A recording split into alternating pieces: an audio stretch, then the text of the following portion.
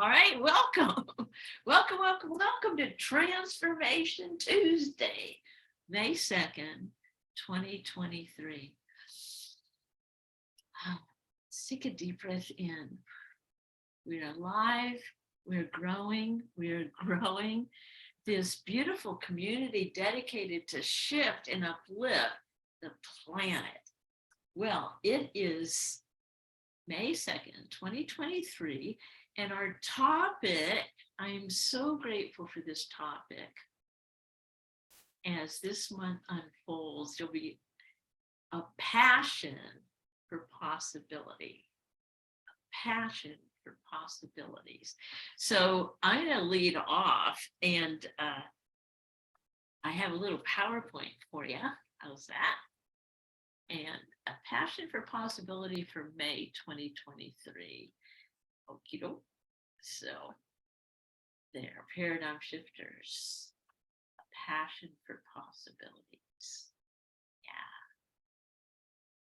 So right now, this is Teacher Appreciation Week, where we take a deep breath in and celebrate all the teachers that we've ever had, the teachers that are teaching still, and knowing that they make a difference. So I have some stories of some cool teachers that make a difference. So take a deep breath in. This is a post I read from this teacher. Today is a good day. Meet Howard. Howard became my student when he was 4 years old. One minute, one minute you were kissing his cheeks off because he was so sweet and loving. And the next minute, you were dodging thrown chairs and shielding other children from chaos and distractions from his temper tantrum. I spent more time studying behavior therapy and social emotional practices for this kid than I did for my bachelor's and master's combined. Howard had a team of people that were constantly trying to fix him. Everyone took a rotating turn in that elementary school with Howard. We literally would tap in and out of the war zone. All of his teachers, assistants, office staff, administration, guidance office, SRO, and even the cafeteria staff and our school junior janitor would try to unite for Howard. Did I mention his parents were phenomenal? They were on our team, and we could count on them for all of the support in the world. And they could count on us that we loved him and were trying our best. I giggle thinking back on all the big plans I mapped out in my head, lying in bed at night, that I was excited to come to school the next day and try out on him. That never really worked. Gosh, that kid was one of a kind. After many years, Howard was fixed. The school didn't fix him. His parents didn't fix him. The thing is, we just didn't stop trying to fix him, and we kept showing up to love him. Eventually, it fixed itself. Howard grew up. Howard realized that none of us were going anywhere. Howard knew his parents and his school were never going to give up expecting the best of him. There wasn't a cure I studied, an article I read, or a therapy that clicked with Howard. It was just good old basic love and kindness from a whole lot of amazing people. Howard is a senior at UCHS. He has plans to attend a post-secondary school in the fall. Howard wants to be a preacher. Howard worries about his classmates who are absent a lot from school or are running in the wrong cloud. And today, Howard started a new endeavor at his old elementary school, where he serves as a mentor for kids that are little Howards, so to speak. I can almost bet my paycheck that he will do a much better job than I ever did with him. That's how much I learned from Howard. I asked him for this picture in that kindergarten hall before I took him back to the high school. I joked that it was probably the only time he made me cry happy tears in that hall.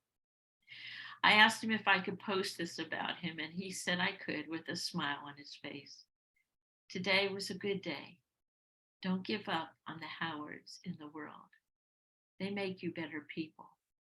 And let's face it, we could all be better. Love you, Howie. So that's the story we're talking about, a passion for possibilities with this month. Let's take a deep breath in. Passion for the possible. Okay, story number 2 is this young lady. Does that look good? Now I'm going to read this story from the Unity magazine called Perfecting the Recipe for Success. And this is an article by Meg McConaughey, and it is so full of possible. Listen to this story. Old stories can get in the way of full, vibrant living. Embedded beliefs passed down through generations can limit expectations and crush dreams. But each new generation comes bearing hope that new stories can be written and greater dreams realized. For Ana Maria Morales, the desire to embody a new story happened early in her life, when she chose to transcend the hardship and limited opportunity lived by her Mexican immigrant family. She vowed to become the first in her family to not only graduate from college, but finance her education by her own enterprise and imagination without owing $1 in debt. This dream was sparked over many years by little epiphanies Morales had, such as her birthdays, when she would receive a card from her abuelita Juana. Her father would remind her how hard her grandmother had worked for the money tucked inside. And Morales could see this in the old woman's fingers, twisted with arthritis from decades of physical labor.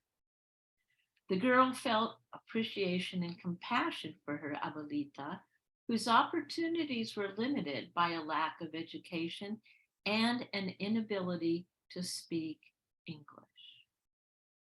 And Morales was stung by the unfairness of the inequities around her, where several of her family members toiled at manual labor jobs to make ends meet.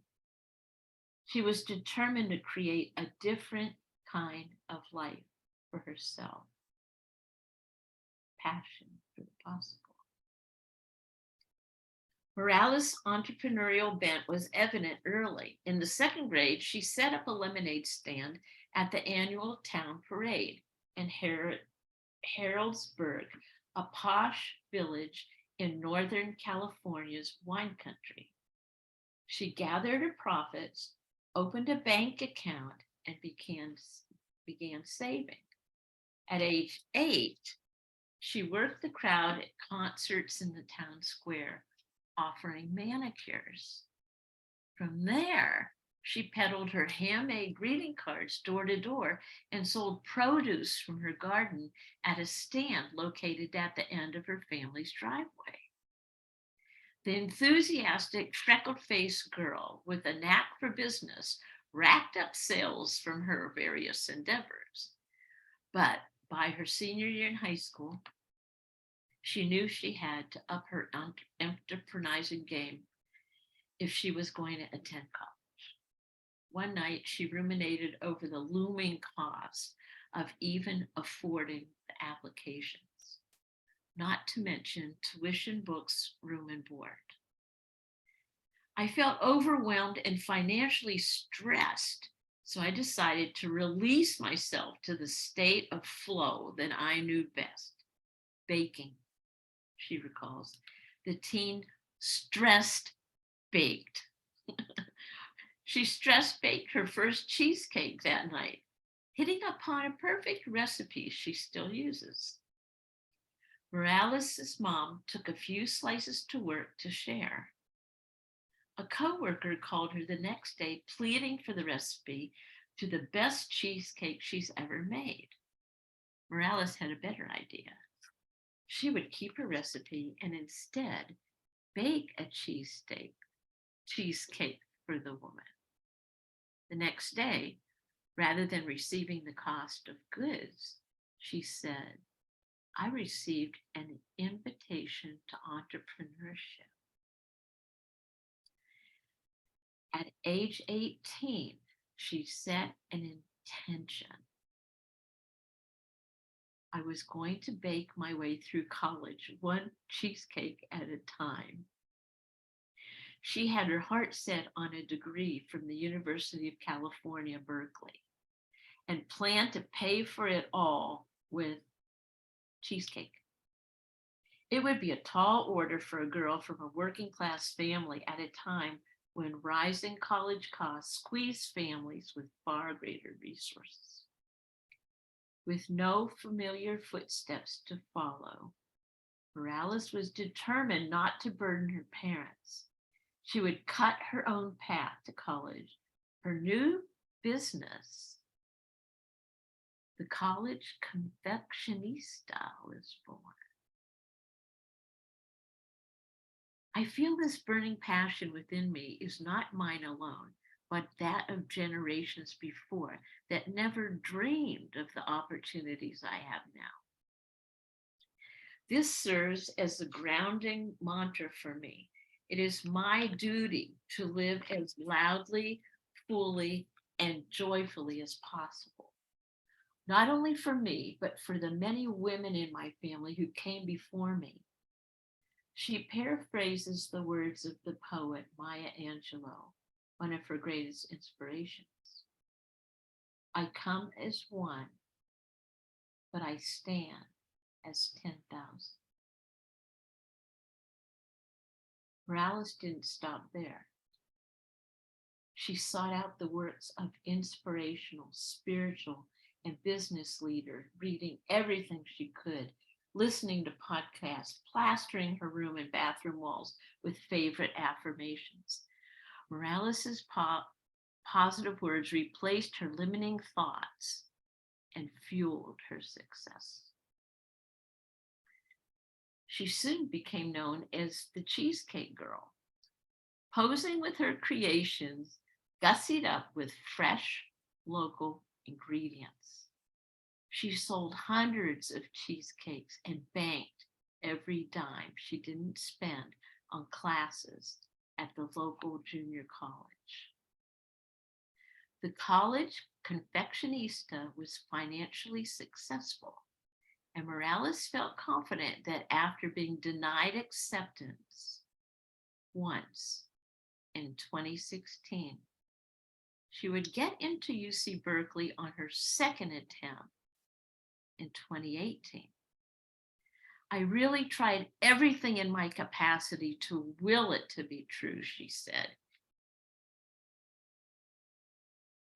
Yes, everything in her capacity to will it to be true, she said. She relied on her tenacity and the inspiration of the mentors in whose writing she loved. She composed a fictitious acceptance letter and mailed it to herself, which was part of her visualization practice. I would envision receiving a crisp white envelope in the mail signed by the dean and the feelings of ecstatic pride I would feel. She attached a sticker to her car's sun visor. I feel so grateful that I have been accepted to UC Berkeley. She hung a Berkeley pennant on her wall and wore a Cal t-shirt until it was threadbare. But despite excellent grades, she was again rejected as a transfer student to the competitive High School of Business. Morales was devastated. A reframing mindset was needed, and it was not within my capacity for some time, she said. I gave myself time to grieve, and then I hit the books. The reality was much brighter. I had an uncharted, unplanned, blank canvas year ahead of me to come back even stronger. Morales summoned her ingenuity to find a new path to the same goal. She took another year of classes, got straight A's, studied abroad, and built her business. For her third attempt, she knocked on a different door, applying instead as an intended interdisciplinary major. This would allow her to pick her course load, which she would pack with business classes. The third time was the charm, and now she had enough money saved to pay for her schooling. On Morales' first day at Berkeley in 2019, she broke down in tears, overcome with emotion. She is quick to emphasize, it didn't just happen, it happened each day with each conscious choice to do the habitual stuff. That is where the magic is made. That commitment helped her power through some inevitable discouragements.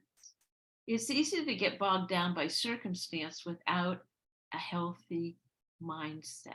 Take a deep breath in on that one. Passion for the possible. That's why I made sure to fill my world with the words of as many inspirational figures as I could. Passion for the possible. On the way to school, while baking, before bed in a book, I could hear my internal dialogue shift toward one of tenacity and an unwillingness to let myself down. Passion for the possible.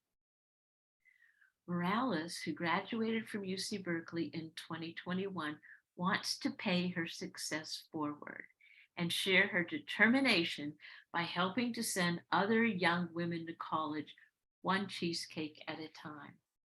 She plans to expand College Confessionista into a foundation that will allocate a percentage of sales towards scholarships and mentorships for low-income Latinas in her community who are seeking to be first-generation college students. My vision is to hire, inspire, and mentor high school seniors and community college students as they work toward their higher education while simultaneously receiving entrepreneurial skills, she said. I aim to encourage minority women to rise up, overcome their socioeconomic challenges, speak their mind, and give back to the community.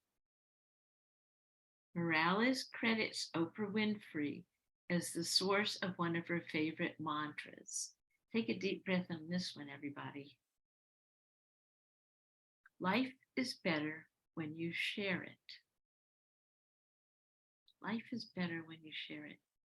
It sums up every great teaching that has touched my soul.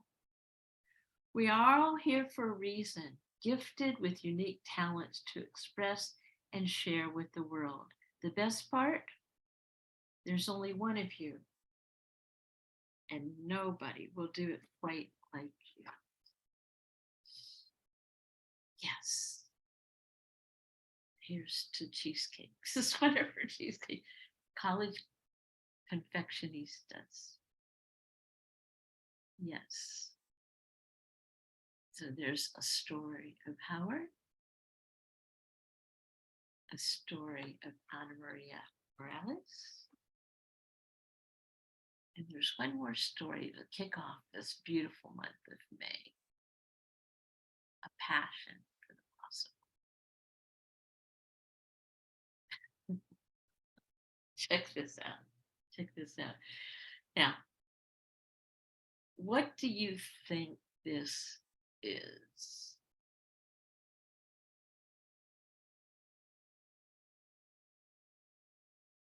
What is that? Kind of looks like something. Okay, I'm going to give you a hint. They look like dish scrubbers. It's a beehive. Oh my. Yes, let me tell you this story and I'll go back to this picture, but look at this. The beekeeper forgot to insert the frames in the hive in which the bees collect the honey. The hardworking insects then built their own architecture from the honeycomb so that the air can flow freely and maintain a stable temperature. Isn't that cool? A passion for the possible. What if we're not the only ones that are into, like, oh, let's tap into our possibility.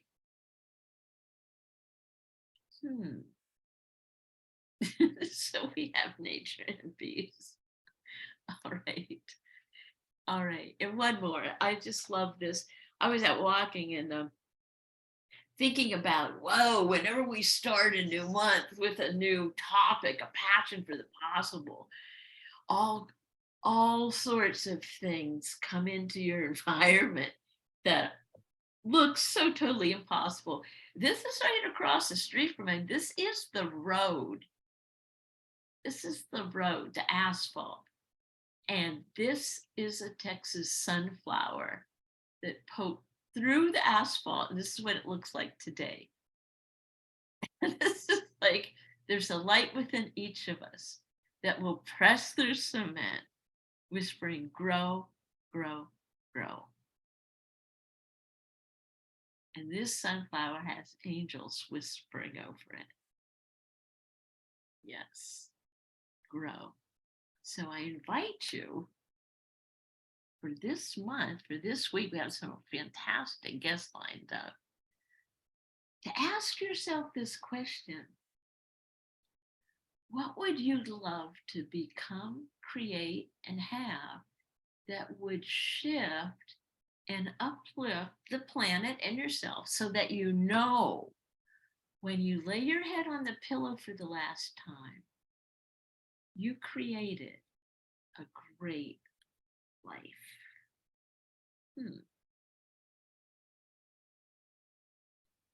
Passion for the possible. So with that, I love the fact that we're starting off this one. Let's take our hands, get our energy going. You know what? Watch this. Now stop and hold your hands and feel the energy, feel the possibility in it. And it all came because we decided to move, create the energy.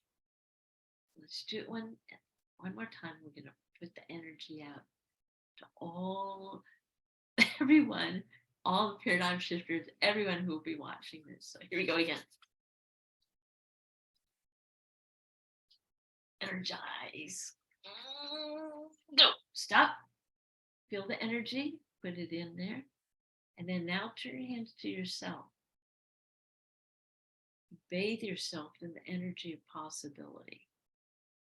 Passion possibility for yourself. And now let's switch our hands here, pushing it out here. Okay. And with your non-dominant hand, we're going to hold that energy here. With your dominant hand, we're going to go, and so it is. So we let it be. Thank you so much.